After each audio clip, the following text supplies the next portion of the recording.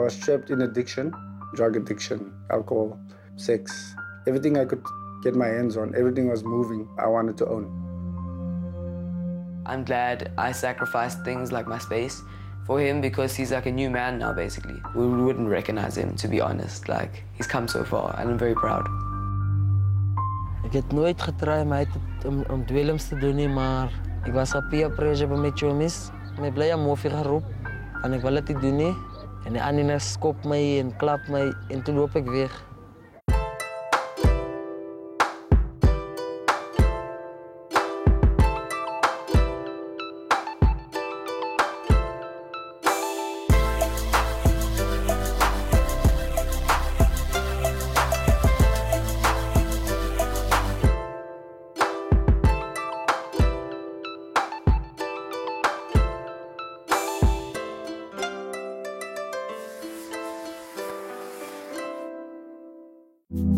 Life is not only about the pain, the suffering and the scars, but it is about the choices you make after the trauma.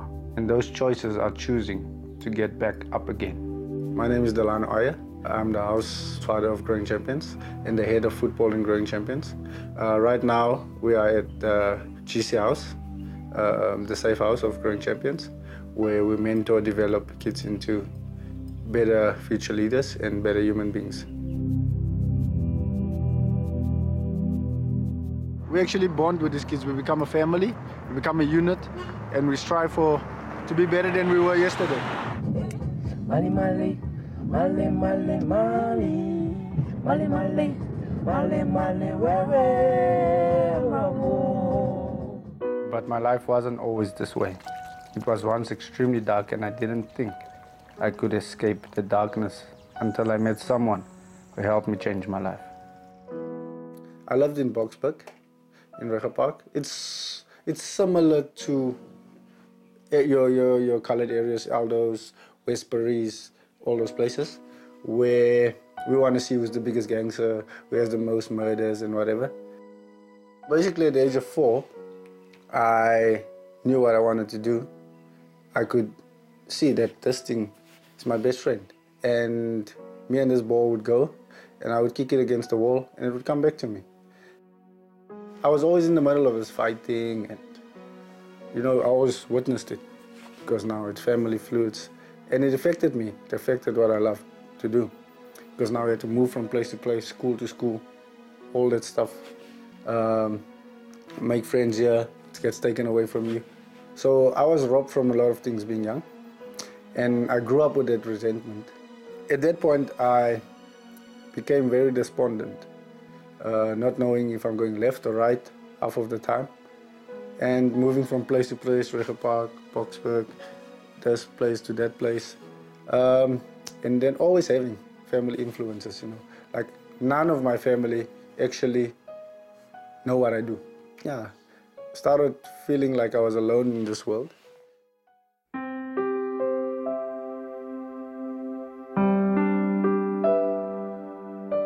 At the age 12, we moved again to Eldorado Park, and that's where I was more expressive. I had an opportunity to show myself. No one could really keep tabs on me, you know what I mean?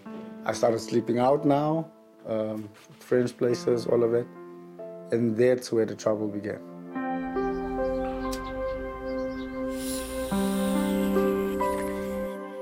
I started smoking cigarettes at a young age.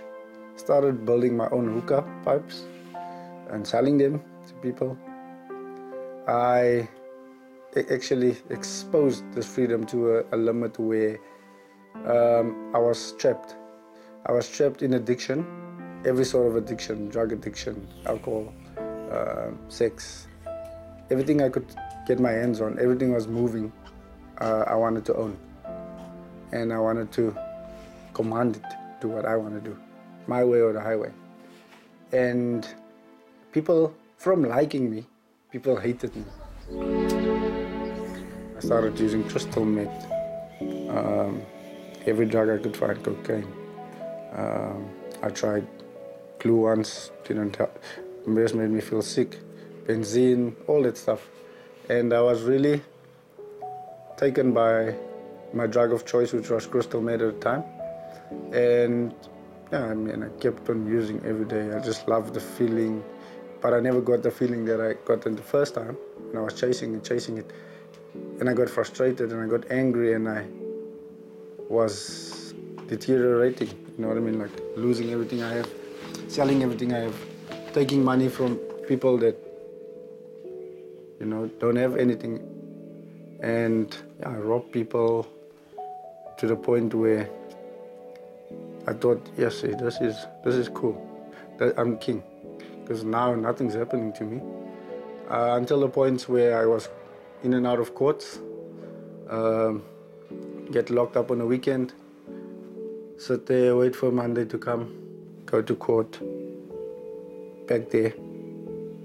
Yeah, it was just like, will this life ever change? And I just got deeper and deeper and deeper and deeper and deeper. I started seeing my brothers, Keenan and Lozano, doing what I used to do as a young boy, playing football, running around, being happy, you know. But the only thing was different. They had the support, they had friends. And I saw this and I was like, wow, this is like my life flashing past me. Like every picture that I wanted in life is coming to the play. And I started missing it. I started feeling for it again because I could see the reality of it. It changes these kids. When they're on the field, they're alive. And I knew that feeling. And I started meeting the coaches and Coach Samantha. She was a personal development coach at that time, helping at Randburg. And then when she came to see them at the house, she found me there and she was like, oh, are you their brother? And I was like, yeah, I'm the eldest. And then I asked her if I can come and help and coach. She said, well, you're not really in a position to help the kids now.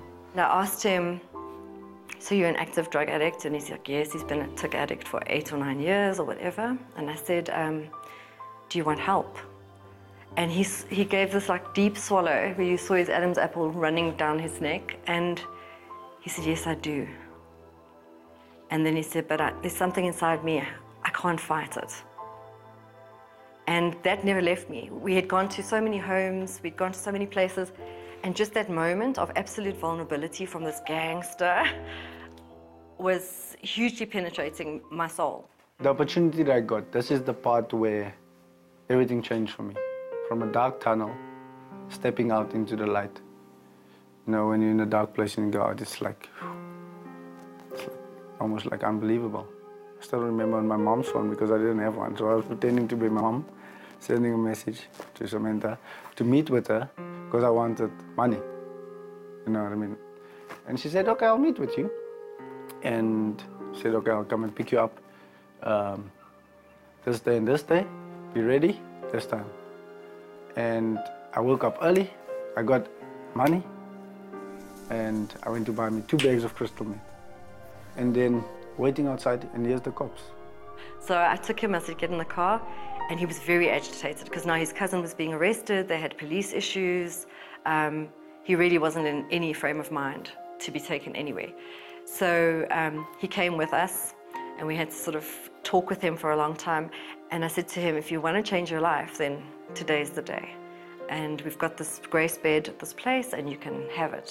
And he came up with really potent arguments about why he shouldn't go right now. I gave them every excuse, every reason why I'm staying in Elders, why I don't want to change my life, why I'm not going to change my life. The how, the way, and the why. They were like, yeah, but it's not going to benefit you because you might not live to do that.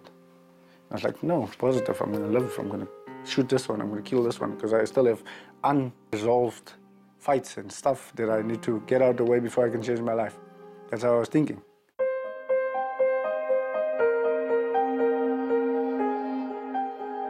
We found this place in Lenasia. They gave me an opportunity. I went there for 1 month. I came out. That's where I met Sam's family, Tyden, Taylan, when I came out. At that point, I was 8 months clean. 8 months clean and sober. I didn't have anywhere to go. And I think Sam wanted to just make me be responsible and actually ask the questions. And you know, I actually asked if I can stay there for a while. And they said, no problem, you can stay here. The thing was, where will I sleep? And that's where Tyden, who didn't know me at that point, He said, no, you know what? I can see that you're a good guy. And I want to, you know, my mom spoke a lot about helping you. And every weekend she would leave us to go to the rehab to see you. And yeah, I'm willing to give you my bed. I don't know how long, he didn't know how long, we didn't know how long. And for 8 months, I mean, slept in his bed, comfortable bed in his room, occupying it. And, you know, he had to shift out, find another space for himself. But at that point, I knew how far people were going, how far they would go to help me.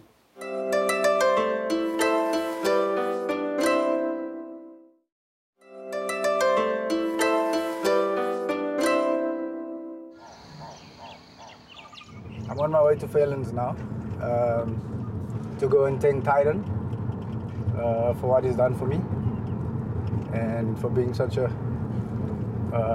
true champion to me and a friend.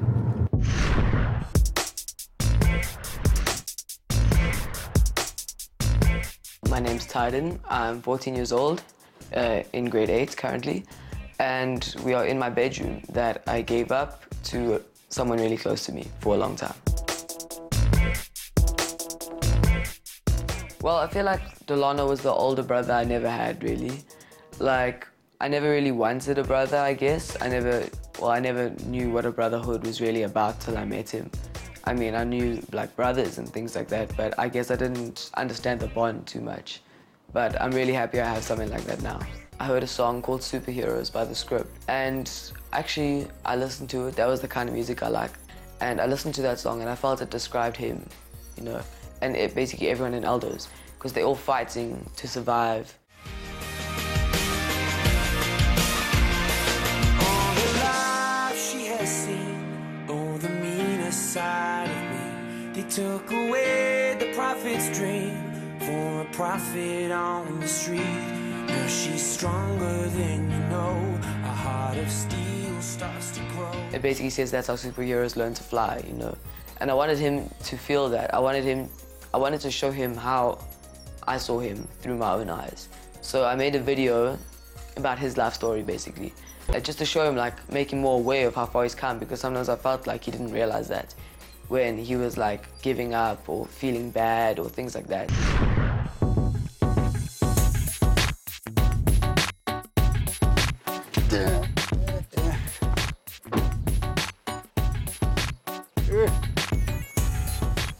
Gee, guys, how's it? Good, and you? How's your day? Looks good. And yours? Lekker. I've seen him through a lot, he's seen me through a lot, where my relationship with him is very close. What have you done today? Me? School. Yeah, Nothing much. yeah, but you sent me a message you were home early. Yeah, I'm home early. I don't know why. You don't know why? Yes, that's lekker. Yeah. How was your day? My day's good. I mean, What did you do? took the boys to school. You know, the usual. My shoes. Yeah, Decathlon. From Decathlon. Really? 2 weeks ago, yeah.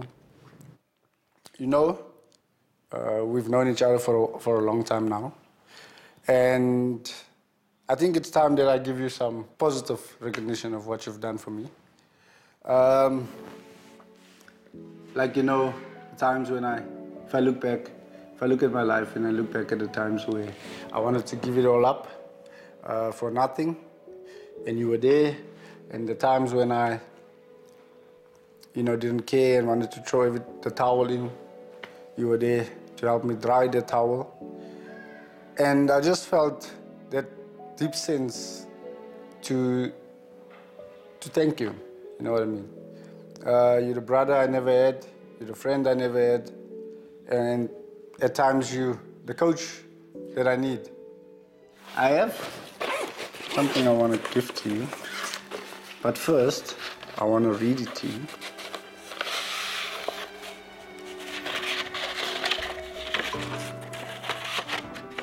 Thanks to you, in appreciation of Toweel-Moore. You changed my life by giving me a safe space to lay my head, a place that I needed to find the real Delano. Tyron, you saved my life. You gave me an identity of a champion. And for that, I want to say thank you. I have learned from your example to pass this kindness on to someone else who may be in need. You have inspired me to pay it forward in honor and celebration of people like you. Yours sincerely, Delano Ayer. So I want you to keep this and hold on to it. And remember that, you know, our friendship isn't just a fluke. It's the real thing. Yeah. It's the real thing, so that's for you, bro. Thank you. I love you, bro. I love you too. Thank you. Pleasure. I'm glad I sacrificed things like my space for him because he's like a new man now, basically. If I was to look back at the old Delano, I wouldn't recognize him, to be honest. Like, he's come so far, and I'm very proud. Okay. Sure. So I was thinking, where are you going to put that one? Maybe like... It deserves to be there, next to that. Maybe like over there, like out over there, or maybe like even at the back of that, maybe. From hero to legendary. So for now, you can put that one there. Looks good. Thank you so much. Is this thing tight? Yeah, it's tight, don't stress. You can just start. You know Kaylin? Yeah. From Growing Champions? Uh-huh. The one from Elders? Yeah. So it's kind of similar to what you've done for me. You know, offer him a place to stay, give him a hand up. He's at the age of 16 and he has no purpose. So if you look at the house, the Jisha house, in my room there's a one bed available. I need to offer him that bed, you know, as a permanent safe space for himself. Yeah, what do you think about me offering him that space in the house with the other guys? Like what I did for you. Yeah. You, like continuing that, I think that's a very good thing to do. We have to practice what we preach. And that's why it's so important, you know, to give back. Because it helps the next person to go out and open a bigger door. And who knows, 5 years, 6 years to come, our country can be back to where we want it to be. Yeah, I'm glad you've made this decision. You know, it's like only one shot at this. Yeah, I agree. So, I'll see you later when I come back and tell you what happened. Sweet. Good luck, brother. Sweet. I'll see you soon. Pray for me. I will. Thanks. Cheers, bro.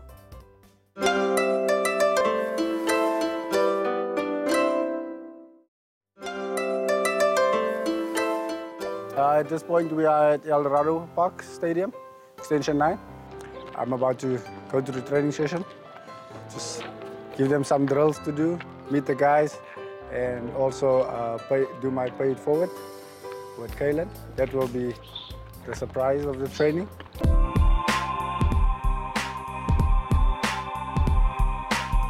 Mijn naam is Kaylin. Ik ben 16 jaar oud. Ik ben in El Dorado Park, eerste dorp. Ik blijf met mijn ma, mijn pa en mijn zuster. Ik kijk achter mijn zuster als mijn ma bij de werk is. En als niemand om achter haar te kijken, als niemand om achter ons te kijken. Ik en mijn pa, toen ik groot word en ze een open relationship gehad. Toen ik jou word, toen begon ik drugs gebruik. Toen decide ik om niet weer met hem te praten na lang tijd en ze praat niet. Maar ze praat met mij, ik reject dat, ik ignore alles wat hij zegt. De relationship met ik en mijn ma is bijna open. Ik zeg mijn ma alles. Ze zegt mij alles, maar soms ze zegt mij niet meeste van die goede. Mijn ma had aan een buitenman ook gehad. Had ook niet goed gezet, heeft me gedreigd met Ghana. Mensen zeer gemaakt met Ghana. En 2 weeks terug, toen wordt hij geschiet bij Ghana. Dat hij, kan niet zo dood gaan, nie, maar voor de goede wat hij gaat doen. Ik heb nooit getraind om dwelms te doen, nie, maar ik was op peer pressure bij mijn chomis. Ik blij aan Moffie geroepen en ik wil het niet doen. Nie.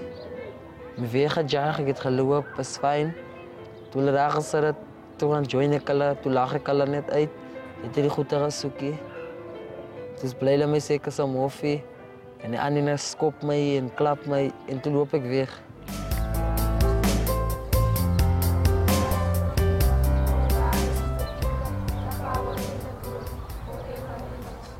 Bafana, pass it, bro. Pass it, ball. Yeah, this one.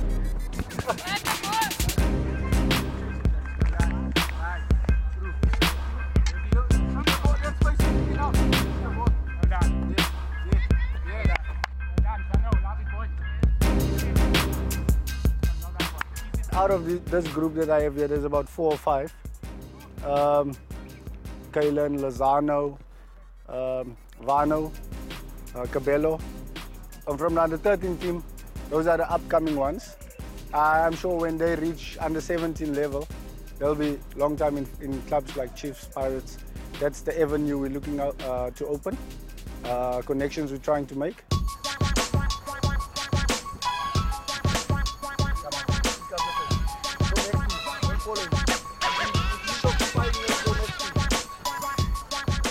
Ik heb sokker gespeeld sinds 7 jaar. Ik heb voor coach Delano gemeet in de 6. Ik was een van die mensen in El Dorado Park, in mijn community. Ik trek en ik ga naar hier uitdraaien. Maar ik kijk op naar hem toe. Kaylen, the time has come. You're a young man, you have a lot of potential. You know how much we care for you, how much we believe in you. And, you know, living in Elders, doing all sorts of stuff, wrong stuff, isn't worth giving your life up for. And once, I think you've seen before, I was in this similar situation and, you know, also had a lot of potential and it never worked out the way it happened. So I would like you to take the opportunity of going to rehab, get yourself clean, get yourself healed, get your structure back of what you want to achieve in life, put your foundations in place, and when you come out, you have a proper home, a proper setup, new school. I don't see you looking back from that. I really want you to grab this opportunity. This is the opportunity that I was once offered, and I grabbed it, and look at where I am today. And I would like you to do the same. Are you willing to go? Yes, coach. Thank you very much.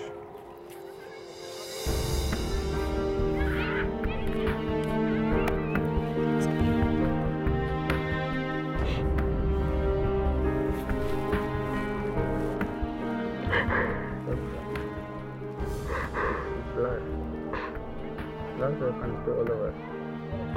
But well, as long as I'm in the corner, they won't get me. We love it. And we believe it. Oh, it's good.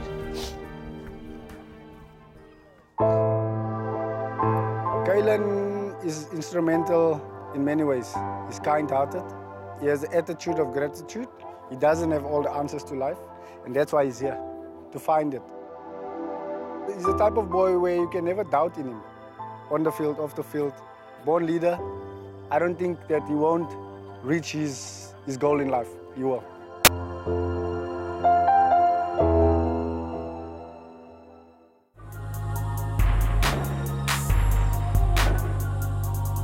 It's true.